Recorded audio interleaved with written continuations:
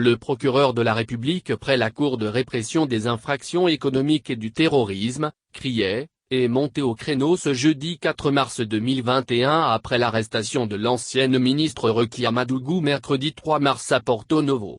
Au cours de la rencontre, Mario Metonou a exposé les faits très graves qui ont conduit à l'interpellation de la candidate recalée du Parti Les Démocrates à la présidentielle du 11 avril 2021.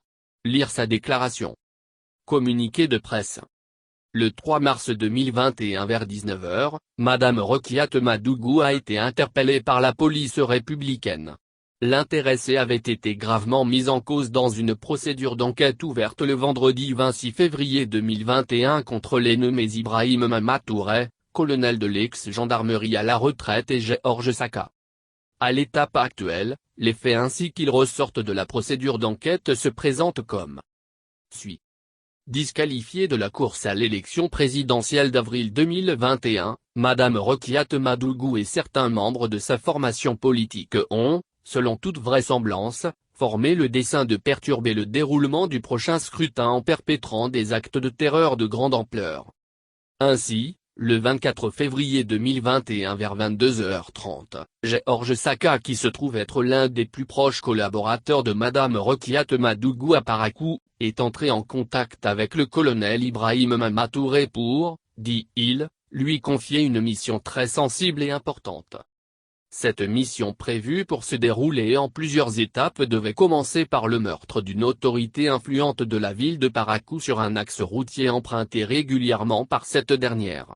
La mission devait ensuite se poursuivre par l'élimination d'une seconde autorité politique à l'occasion des obsèques de la première victime. Le but de ces manœuvres est de provoquer la terreur, le chaos et de parvenir ainsi à faire suspendre le processus électoral en cours. Le colonel Ibrahim Mamatouré accepte la mission.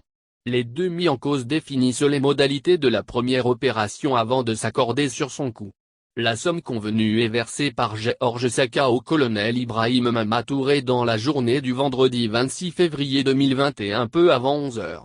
Juste après la remise des fonds, les deux individus sont interpellés par la police républicaine. De l'aveu du colonel Ibrahim Mamatouré chargé de l'exécution de la mission, il ressort que cette somme a été envoyée par Madame Rokia Madougou. C'est ce qui justifie l'interpellation de cette dernière dans le cadre de l'enquête.